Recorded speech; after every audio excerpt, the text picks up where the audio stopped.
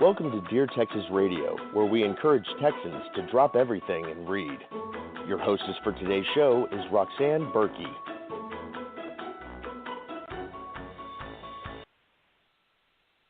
Hi, and welcome to Dear Texas Radio, where we do encourage folks to drop everything and read. And I'm delighted this evening to have with me David M. Walker. And David is a published author with over 10 books on the market. And, you know, he's just a wonderful variety of both Christian nonfiction and historical fiction. So, David, welcome. Thanks for joining me this evening. Well, thank you, Rox. I appreciate the invitation. Well, it's a pleasure. Because you do seem to have kind of two different things going on, I want to kind of cover both of those. But before we get into specific books, can you tell our audience a little bit about yourself, please? Well, let's see. I graduated from Duke University back several centuries ago, and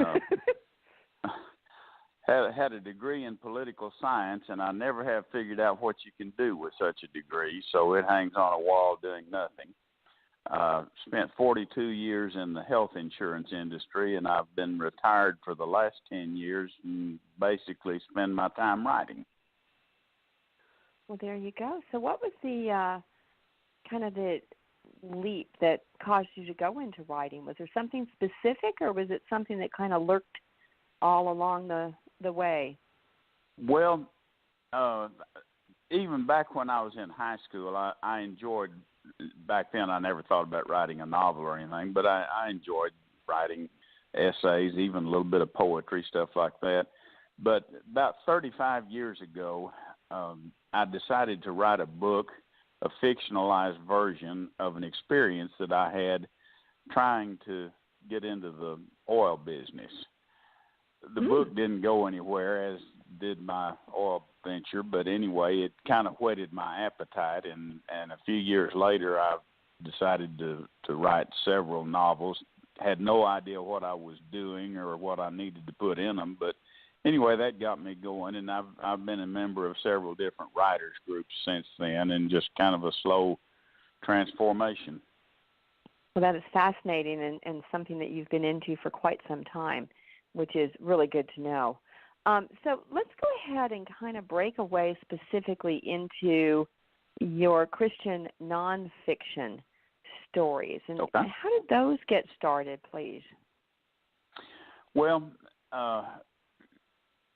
Christianity has been very important to me for several decades. And for the last, I guess about 10 or 12 years, I have led a Sunday school class, and part of my main duties in leading this class were making announcements on Sunday morning and this sort of thing. And I would always read some kind of a story to them that I had found on the internet. And over the years, I collected a number of those stories, and so I decided, I think this was in 2013, somewhere along in there, I decided to put a bunch of those stories together in a book, and that resulted in Heaven Sent, which is a collection of 67 stories, mainly from the internet, although there's a few stories that I've added from other sources. So are these stories that are in here, 67 stories is quite a number, are these mainly for adults, for children? I mean, who would be the audience for these? The audience would be adults, probably Christians, although a lot of them I think non-Christians could get a lot out of too. They're inspirational more than instructional. I'd say they're primarily inspirational, and so I guess it'd just be a general adult audience. Well, there you go. And then you went into some novellas, right? Yeah, that's my historical fiction. I did those next, and then I came back and did another Christian nonfiction called Christianity 101, The Simplified Christian Life. I've always felt like churches in general tend to complicate Christianity way beyond what it needs to be. And this book was my effort to simplify things and make it make sense to people. And has that been some of the feedback that you've had from your readers, is that it has helped put things into the right perspective for today's people, today's Christians? Yes, I think so, yes. Now, is the Simplified Christian Life also where you can kind of read it in small bites, or is it something that's more like a daily devotional? Help me kind of understand. No, it's not a devotional. It's now the Heaven Sent could be treated sort of as a devotional, I guess. No, the Simplified Christian Life is it's pretty much something you need to sit down and read through if you're going to get much out of it. Okay. Well, that sounds like something that would be a nice undertaking. And then what other Christian nonfiction have you been focused on after that, or are those the two areas that you've been? Well, those are the only two that I have published. I have started, I guess, a couple of other projects that have not gone anywhere yet. I think you told me you write also, so you're probably familiar with that concept. But, you'll start something and you go to a certain point and it's just not going anywhere, so you put it on a back burner. And so I've got a couple of those on back burners that I may or may not end up doing anything with. So we could definitely hear more from you from a non-fictional perspective with a focus on Christianity. That would be very exciting. So, how do you put these together? Do you have support within your family, within the church? Well, I had a business partner who is now deceased, but for a number of years he was sort of my mentor for the Bible, for studying God's Word and this sort of thing. And although he did not actually help me write this book, he was very instrumental in helping me develop the concepts that ended up in the book. But so far as a support group while I was writing it, no, that's just me. Okay. Well, that's certainly important. Do you leverage something what I've heard other authors call, beta readers or trial readers to make sure that your message is being received in the same manner that you're delivering it? Yes, I've had several beta readers. For the two Christian nonfictions, the beta readers are different from the ones that I have had for my historical fictions. But yes, I believe very strongly in having some other writers look at my stuff over and make suggestions and that sort of thing. And does that help you, or do you find that? Oh, yes. Okay. Yeah. Okay, now, we all have opinions, and so a lot of what I would say or anyone else would say is going to be opinion. And so if you beta read one of my books, you're going to make some suggestions that I'm going to say, well, we'll put that somewhere else. But you also will make some that I think, she's right. I think I should have done it this way. So that's kind of how that goes. Right. Well, that's true. I mean, people's opinions are theirs. That's very good. I also know that you on and off have been working on a blog, and I know it's not a daily thing with you, but does it have, inspiration from a Christian perspective, or because I've glanced through it and I haven't seen very much on the historical side, but it does seem to have a good religious flair to it. And certainly you're a very opinionated man. Well, as a matter of fact, I have been accused of that. My blogs, I guess, are sort of been all over the map. Back when I first started blogging, I tended to write about just light stuff like a vacation that I took when I was a kid and, stuff like that.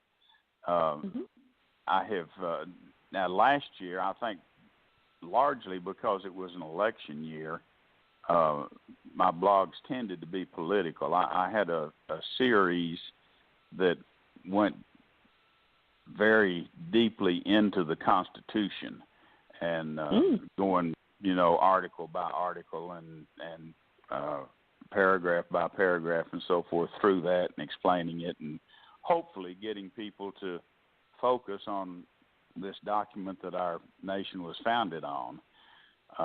And I enjoyed doing that. Well, that's good. And I think we're going to touch more on that. But if you don't mind, David, I want to take kind of a short little break and hear from our sponsors, and then we'll come back and talk with you.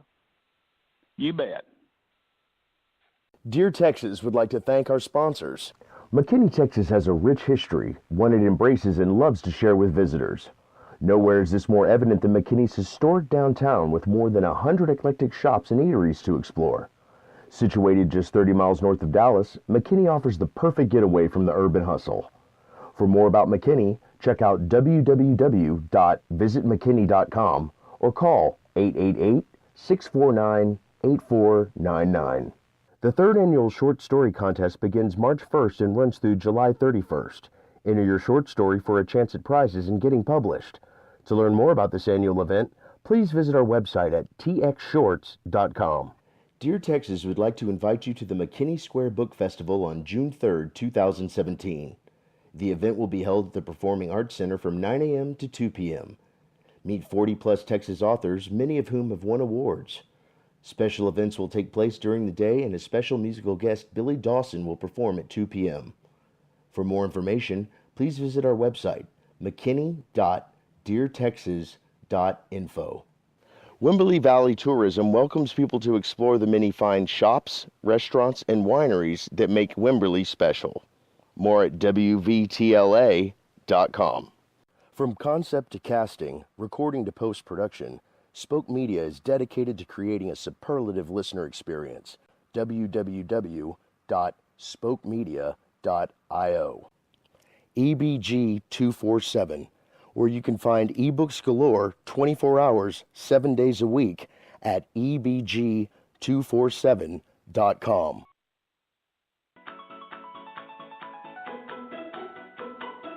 Welcome to Dear Texas Radio, where we encourage Texans to drop everything and read. Your hostess for today's show is Roxanne Berkey.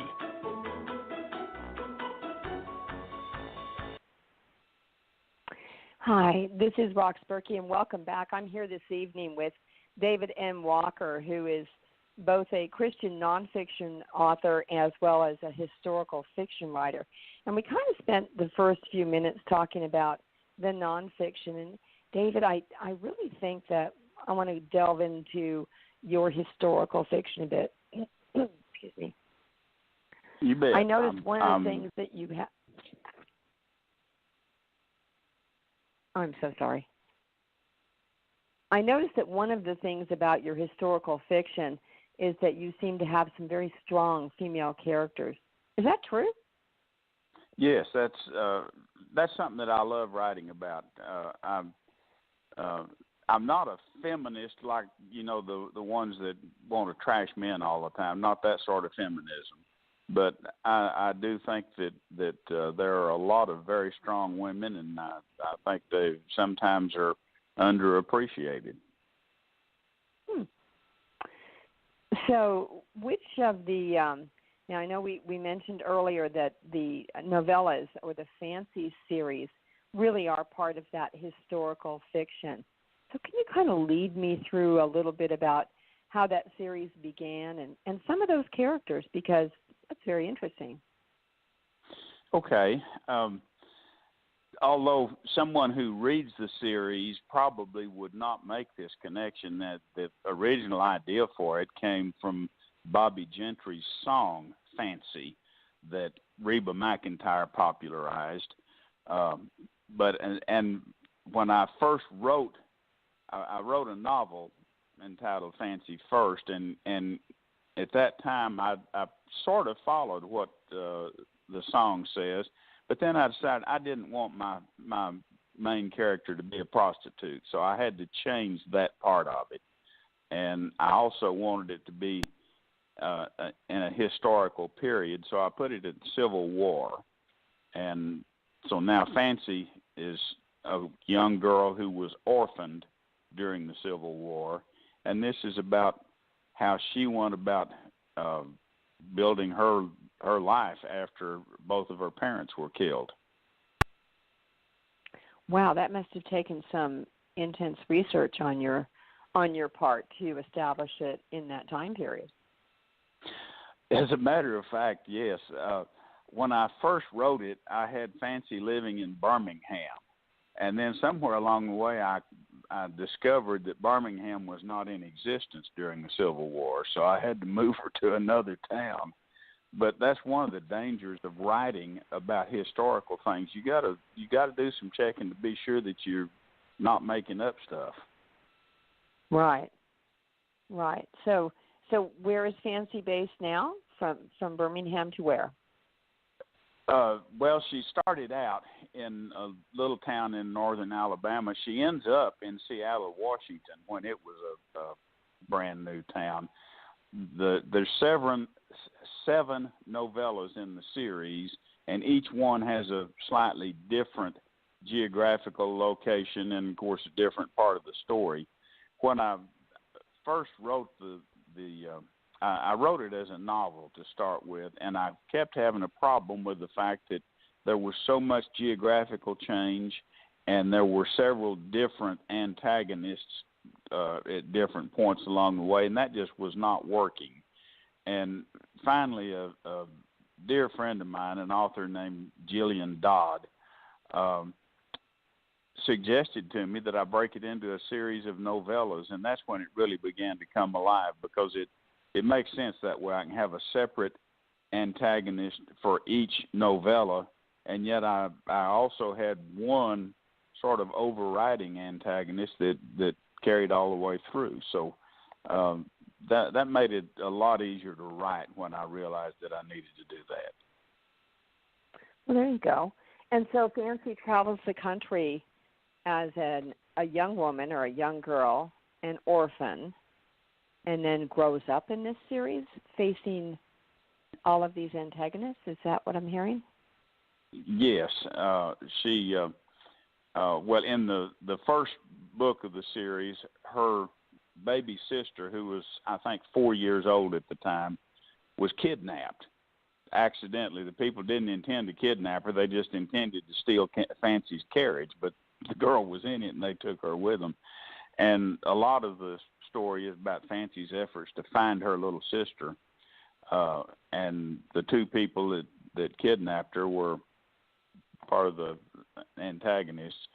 And later on, Fancy ends up in Louisville, Kentucky, and she and a friend that had known her father years earlier go together to open a bar in Louisville, and then later on, she in another novella, she has a traveling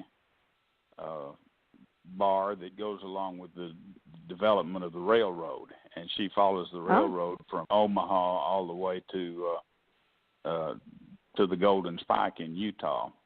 And then she moves in another, I think it's volume 6, she moves to Virginia City, Nevada, and she ends up getting married at that point. And then after the wedding, they move to Seattle, Washington. So there's a lot of geography involved there, and it covers about a 15-year period of her life, I guess. Wow. So is there going to be more of the Fancy stories that people can look forward to? Well, I have debated that. I haven't tried to write anything additional so far, but I've toyed with the idea of maybe writing one or two about her younger sister, or maybe letting one of Fancy's kids grow up and write a novel about them or novellas or something about them, but I haven't really pursued that as yet.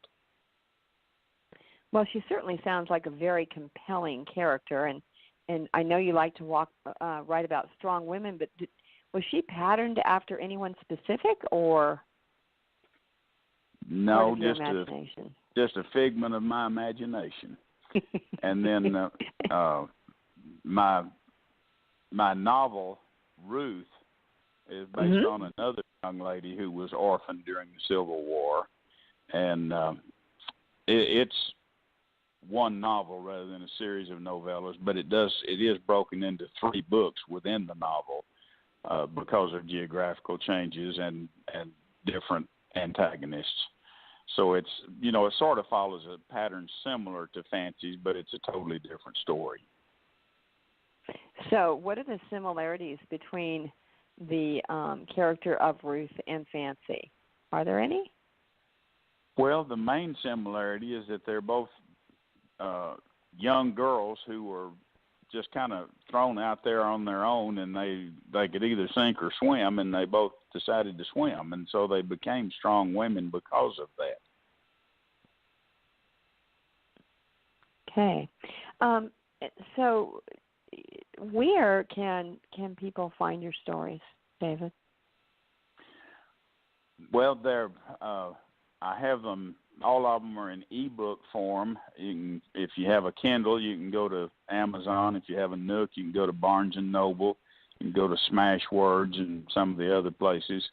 For paperbacks, Create Space, which is a division of Amazon, or actually you can order them through Amazon itself. I usually send people to Create Space because they're the ones that actually publish it, but you can get them either way. And the business of self-publishing has become so much simpler because of the e-books and what Create Space does and all that.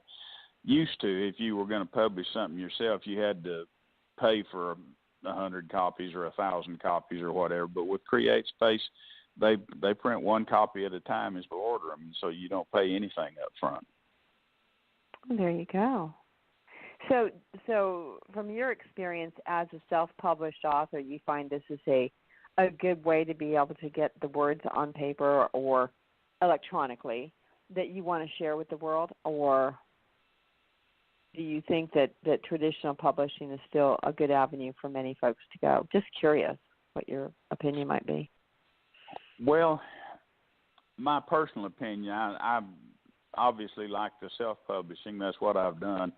Before I was introduced to the e-books and Create Space and so forth, I tried the traditional publishing several different times and, make submissions to agents and all that sort of thing. And I don't know, I guess a more persistent person, maybe that's a good way to go. I got tired of getting rejections from people that I knew didn't even read more than a paragraph or 2 of my book, and they decided they weren't interested in it. So I just decided I'd rather do my own.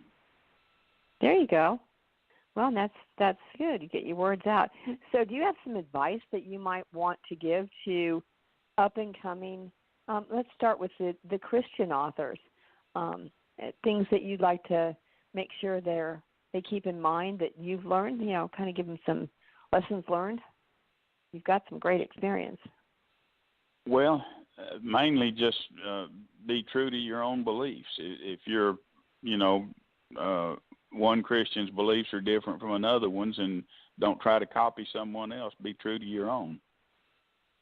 Very wise. Very, very wise. And on the historicals, any special little tips that you want to share on those? I know the research you mentioned earlier, that's obviously key. Well, with any novel, whether it's historical or whatever it is, I think the first things you need to do are develop the characters. I start off by writing anywhere from 1 to several pages of biographical information about a character, if he's a main enough character to be important to the book, because that's the only way I'm going to know that character well enough to anticipate, well, he would do this in this circumstance and he would never do that, that sort of thing. I also think it's very important to create a log line, which is a 1 or 2 sentence statement of what the book's all about. And as I'm writing one, I always put that log line in my header so that I see it at the top of every page to remind me, hey, this is what we're doing here. Wow, that's a great idea. That's a really good tip for authors that want to get their words out there and share them. So that's awesome. So the only other suggestion that I was going to say, the only other thing that I would mention is a lot of people think that the protagonist, the hero or heroine, is the most important person in the book. Actually, the antagonist is the most important person. He's the one that moves the story along. And so it's important to create a good, strong antagonist. There you go. And so you have your own website, David? How can people find you and learn a little bit more about you? It's if they can remember my name, it's pretty simple. It's davidnwalker.com. And if they go there, they'll see my blogs. They'll also see a tab up at the top for my books and some biographical information. There's several different tabs up there. Awesome. And your books are also available at Texas Authors. And David, it's just been delightful hearing about both sides of it. And I appreciate you sharing with our audience. And I really liked your tips and tricks. Thank you so much for being a part of Dear Texas Radio tonight. Well, thank you very much for having me, Rox. I appreciate it. You have a nice evening. Dear Texas would like to thank our sponsors. Bourgeois Media and Consulting, a book publishing consultant where creative inspiration is realized. More at bourgeoismedia.com. I'm Alex Anthony, your announcer. For all inquiries regarding voiceover, narration, and announcing services as heard on this program, please make contact through voxluxstudio@gmail.com, voxluxstudio@gmail, or you can call 512-537-6077. Thank you for listening and for your support. Thank you for listening to Dear Texas Radio. To learn more about Dear Texas and its literacy programs, please visit their website at deartexas.info. I'm Alex Anthony, your announcer.